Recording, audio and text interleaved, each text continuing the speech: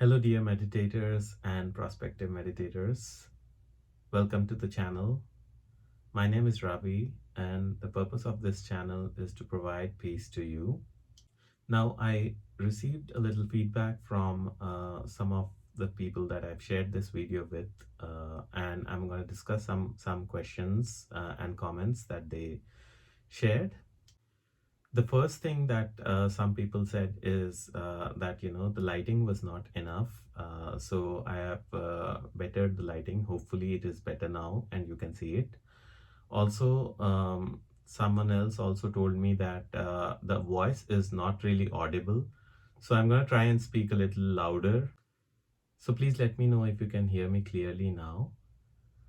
The third thing is that the people who know me, they have said that I'm such a jovial and energetic person, yet that energy that isn't coming out in the videos that I'm taking.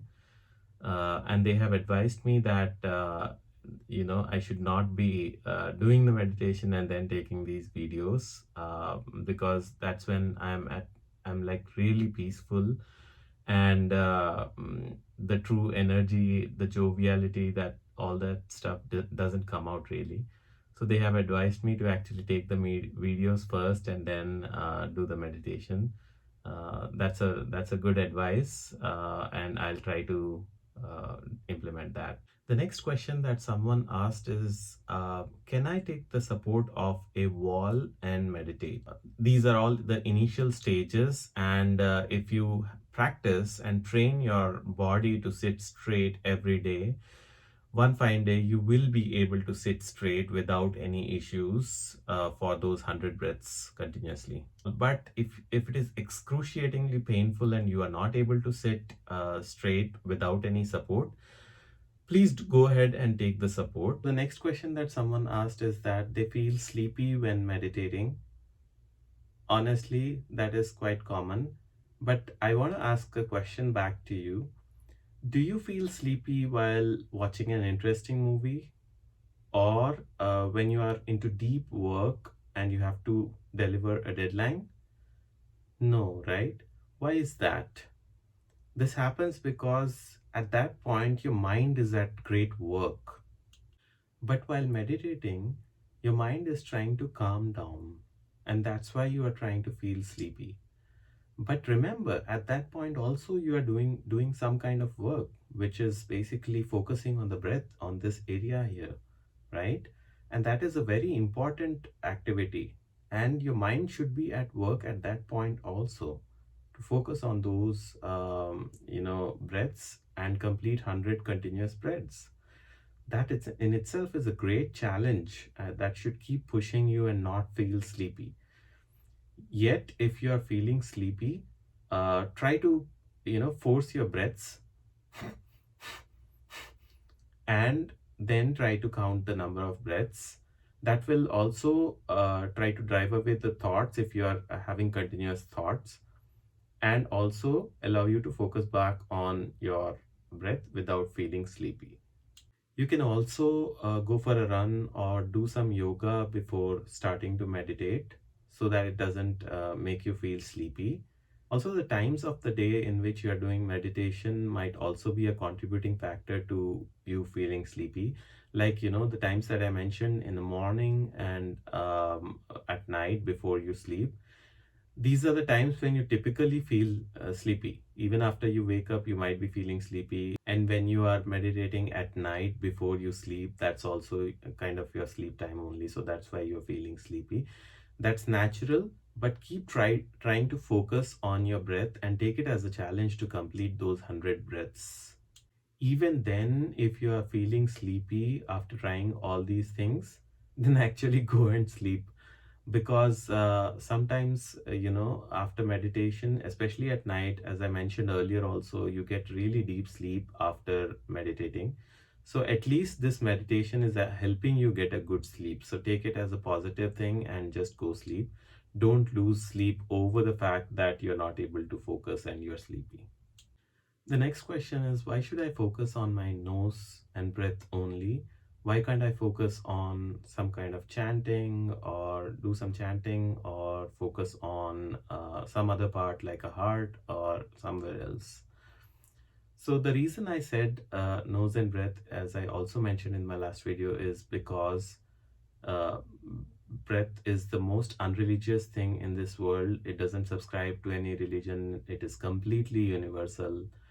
But again, I also mentioned that your peace is the most important thing, and if you are getting peace only by meditating through a chanting or by focusing on your heart or some other place, please go ahead and do that. There is no restriction.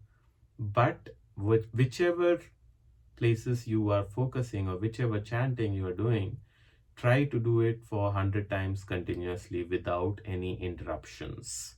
The idea is to focus your mind completely in one area and make sure it is sharp enough to see the remaining part of the meditation. The next question is, why should we meditate only after waking up or at night? Why can't we meditate sometime in between? So the answer to that is there is no restriction. Please go ahead and meditate whatever time suits you. The only reason I suggested morning after you wake up is because at that time your thoughts are completely clear mostly. So you can focus more. And at night, because you are so burdened with thoughts that many times when you sleep you don't find sleep, your thoughts overpower you and all those things happen. So meditating before sleeping will give you a very good sleep. In fact, if you want to meditate at other times, I would suggest that use the lunch time or tea time, that you sometimes just waste discussing unnecessary things and create negativity, like you discuss about your boss who is not good at work or he's not helping you, or you discuss something else, that actually a quarrel that you did with someone else. All these things are actually creating more negativity in your mind. In fact, at that times, if you actually meditate, you can actually create a calm atmosphere at work for yourself and for others. So the last question is the question that I asked you in my last video. Do you feel like there is someone speaking inside you? Do you feel like you're not able to focus even after trying so much? Even Newton's law says that everybody stays in the state of inertia until an external force comes and pushes it. So why is it that you are actually trying to be calm, yet something is just not allowing you to focus? The answer to this question is that there is a subconscious mind inside you that actually has been storing all the events that have been happening in your life, all your desires, all your wishes, all your goods, all your bads, and all the reflexes that you have been doing. Everything it has been storing. And now it knows how to react every time you are faced with a situation. Like if suddenly someone slaps you, you won't even think twice before slapping them, right? Not even think once, actually. It's a reflex. Someone slaps you, you slap them back. Why is that happening? Because your subconscious memory has stored it so strongly that if someone slaps you, you have to slap them back, that you don't even think before slapping. Similarly, every time you are faced with a new situation, you actually look at that and then divide it into whether you like it or you don't like it. And the next time you are faced with the same situation, your mind doesn't even think. It reacts immediately. For example, if someone gave you an apple and from your past experience you had a rotten apple and you never liked apples, and this new apple could be a gem of an apple. It is really sweet and tasty. Yet when someone gives you an apple, you'll immediately say, no, thank you, I don't want to have it because I don't like apples, right? Why is that? Because your subconscious mind has already stored it and it's an instant reaction. And this subconscious mind always keeps speaking. it keeps bringing something or the other always. So even when you are sleeping, you think you are dreaming of something, but it is basically something that your subconscious memory has stored from from something in the past that is actually coming up when you are actually dreaming.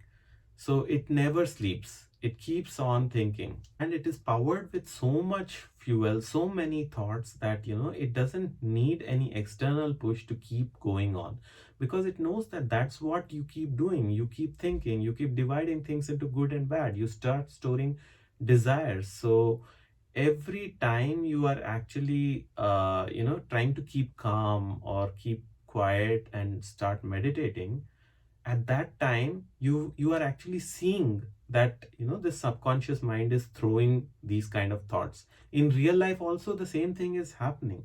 At that time you're not realizing that the subconscious mind is actually kicking thoughts. That's why many times you're actually not able to focus on the current thing that you are doing also.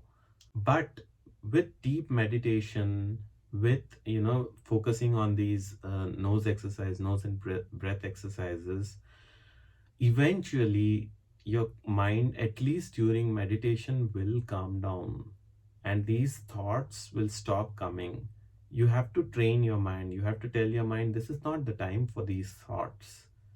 It will come. And remember, you have to tell that your peace is the most important thing for you in this world. It's more than your sleep, it's more than your thoughts, it's more than everything. So as you keep focusing, your subconscious mind will calm down and these thoughts will come down. So don't worry about it and keep meditating. So that was all for today's session, my friends. I am not teaching you anything new in terms of meditation, because getting to 100 breaths itself is a tough task, and it takes a few sessions in fact to get there. But I'll leave you with another question today. Which person do you think is the biggest problem of your life? Think about it and we'll discuss about this. Until then, please like and subscribe my video and keep commenting so I can answer as many questions as possible. Thank you so much, and may peace be with you.